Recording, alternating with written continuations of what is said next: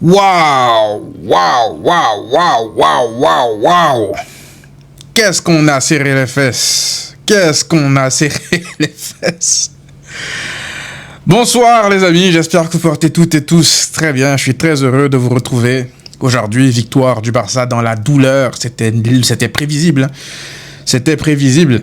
Après ce qui a été fait contre l'Atlético Madrid, après toute l'énergie qui avait été dépensée, moi je m'y attendais, la vérité. J'ai vu les rotations durant la première période.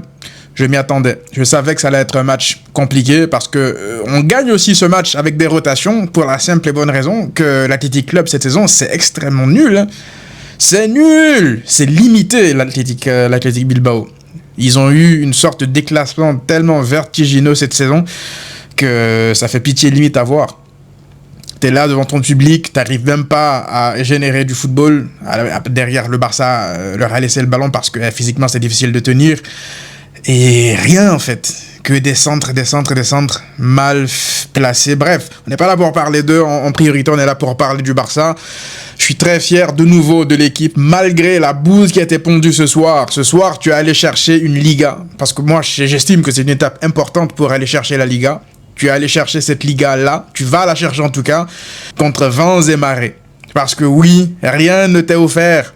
Rien ne t'est offert. Alors, on va tout de suite éteindre la petite mini-polémique que les supporters du Real veulent déjà mettre en place parce que j'ai vu 2 ou 3 énergumènes qui sont venus.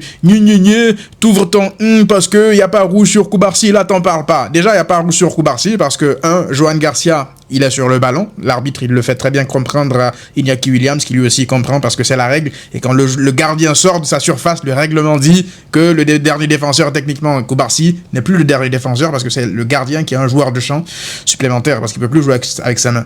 Donc, rangez votre tentative de dénigrement. Les seuls qui devaient avoir honte ici par rapport à l'arbitrage, c'est vous parce que techniquement, vous étiez censé être à 6 points ce soir du Barça. Vous avez volé un but hier, il y avait faute 1 million de fois, puisque personne n'ose le dire dans votre commune, je vais le dire pour vous. Il y avait faute, d'accord? Il y avait faute. Il effleure le ballon, donc il n'y a pas faute. Ah ok, donc lorsque Fermín López, il récupère un ballon contre le FC Séville la saison dernière, et qu'il ramasse le défenseur, le joueur du FC Séville, et qu'il prend rouge, là c'est normal.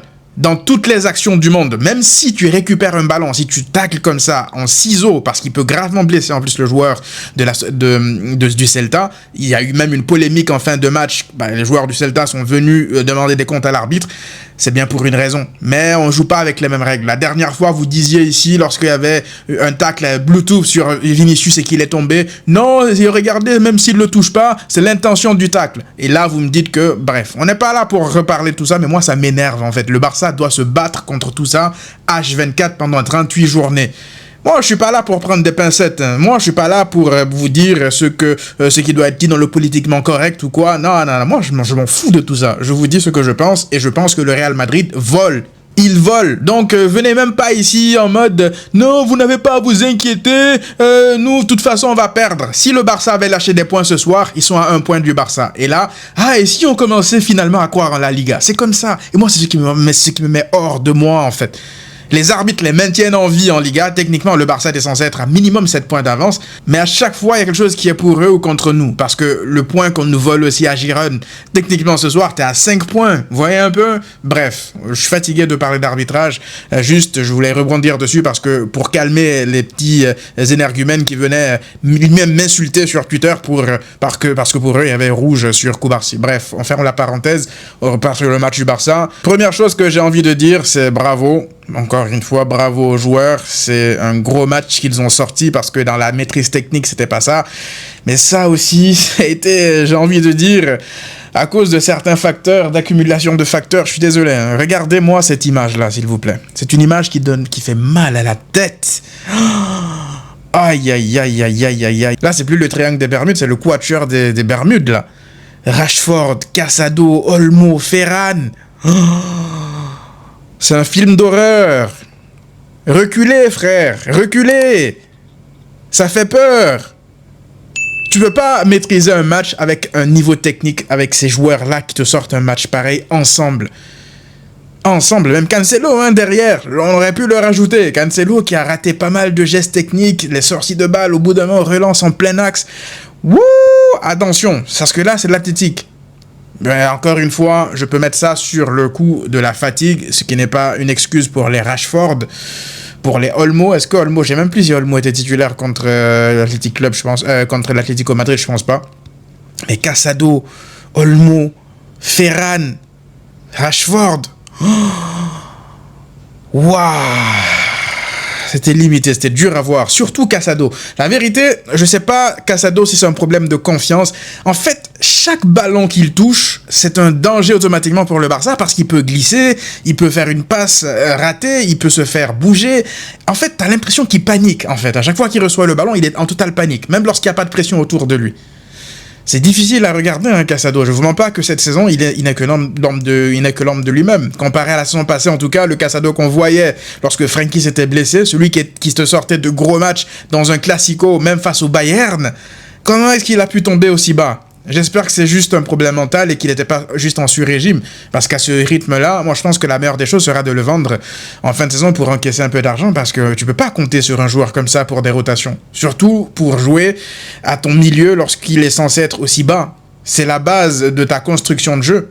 Moi, j'ai trouvé Bernal, malgré une perte de balle au bout d'un moment assez dangereuse en première période, j'ai trouvé Bernal beaucoup plus rassurant. Bernal, le Barça, paradoxalement, même si beaucoup ont jugé, même moi, la première mi-temps du Barça ennuyeuse, moi, je trouve que c'était la bonne chose à faire. Fallait pas laisser ce match-là aller dans une sorte d'intensité ping-pong, comme ça, t'avais pas les joueurs pour ça.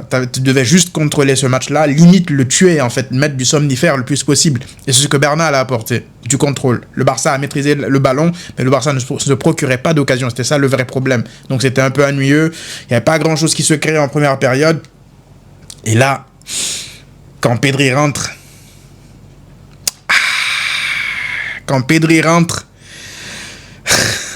qu'est-ce que le Barça serait sans Pedri, la vérité? Qu'est-ce que le Barça serait sans Pedri? Parce que ce soir, les Basques, là, ils ont essayé de mettre de l'intensité et tout sur lui. Mais il y a même eu des fautes sur lui. Mais pas... Au bout d'un moment, il contrôle un ballon, il élimine le pressing. Mais après, il y avait aussi même pas beaucoup de solutions pour lui. C'était compliqué, hein, la vérité. Même ça rentrait à lui, il s'est un peu dépensé. Moi, j'aurais aimé qu'il se repose quasiment tout le match. Si les remplaçants avaient fait le boulot, il ne serait pas rentré. Mais il était un peu obligé. Du coup, il rentre quand même. Et la passe qui sort pour Lamine Yamal... Ah là là là là là là là là, Pedri. Qu'est-ce qu'il faut dire de plus sur Pedri? La vérité. Il en est, je crois, à 9 passes décisives cette saison en Liga. Je pense qu'il n'a jamais autant staté en termes de passes dans sa carrière, tellement ses coéquipiers bicravaient. Et Lamine Yamal qui fait pas non plus une grande première mi-temps, hein. Il y a pas mal de gestes ratés. Il essaye de... faut le dire aussi que le petit Boiro, là, il le gérait bien dans l'anticipation et tout. Il était à distance régulière. Il sautait sur lui à chaque fois pour l'empêcher d'être à l'aise. Mais dès qu'il a eu le moindre petit espace devant Boiro, aïe, cette image-là, elle fait pitié. Ça glisse! Ça glisse! Ça glisse! Cette image-là, elle fait mal. Moi, là, je suis proche de Boiro. Je l'appelle, je lui dis ce soir, même s'il habite seul, rentre à la maison ce soir, on va rester en famille. Parce que c'est dur. Qu'est-ce que c'est dur, la glissade. Et la glissade avant le but de Lamine Yamal comme ça, but exceptionnel, hein, de Lamine Yamal. Je trouve que c'est pas la première fois, c'était exactement la même chose aussi contre l'Atlético Madrid. Les pelouses, le nombre de glissades ce soir. Il y a eu tellement de glissades. Il y a Gérard Martin aussi qui glisse au bout d'un moment, occasion un peu pour l'Athletic Club. Mais waouh, les pelouses là, faut faire quelque chose. Parce que là, si tu avais perdu, c'était pas une excuse qu'il fallait utiliser. Donc je le dis maintenant que le Barça gagne, on a le droit ou pas? Parce que même le but qu'ils encaissent, c'est un peu à cause de leur pelouse. Tout le monde glisse. Tout le monde glisse. Et quand tu as un jeu où le Barça doit garder le ballon 60%, 65% du temps, tu es beaucoup plus, toi, impacté par l'état de la pelouse que les adversaires qui sont sur du jeu long et des jeux à 1, 2, 3 touches de balle étaient normalement devant le gardien. Bref, le Barça gagne malgré tout ça. Et c'était le plus important ce soir, les 3 points. Les 3 points, faire comprendre au Real Madrid que même si vous galérez, même si vous trichez, même si vous faites quoi que ce soit, rien ne vous sera offert. Nous, en tout cas, on lâchera rien. Même si tout est contre nous, même si les arbitres sont contre nous, on est là, ça va encore plus nous unir. Parce que là, ce soir, vous savez, si c'était un match qui s'enchaînait après 2-3 matchs horribles, j'aurais été très dur avec l'équipe, hein, honnêtement. Mais le plus important, c'était ailleurs. C'était non seulement de faire reposer certains joueurs, de repartir avec les 3 points, et puis derrière, de se préparer convenablement pour le déplacement au St. James Park. Donc on en reparle très rapidement pour l'avant-match qui va sortir donc dans quelques jours. Peut-être, non pas demain, après-demain probablement. Olmo, j'allais oublier, Olmo, frérot, arrête de bicrave. Arrête de faire l'égoïste, parce que le coup franc que tu prends à Rashford, même si Rashford fait pas un gros match, pitié frérot, au bout d'un moment, ça y est quoi. Ça y est. T'as jamais été un grand tireur de coups francs, t'as Rashford qui est un bon tireur de coups de pied arrêtés, même s'il n'a pas été bon. Laisse-le tirer en fait. Laisse-le tirer. Et en plus, derrière, tu vois tous les autres qui sont remplacés, qui sortent, ils courent parce qu'ils savent que le Barça doit marquer. Lui, en sortant, il fait la tête, il trottine. J'aime pas cette attitude, moi. J'aime pas du tout cette attitude. Ferran Torres. Voilà ce que j'avais à dire sur Ferran Torres. Bref, les amis, dites-moi, vous, qu'est-ce que vous en avez pensé dans les commentaires. On se retrouve très rapidement donc pour l'avant-match contre Newcastle. À très vite.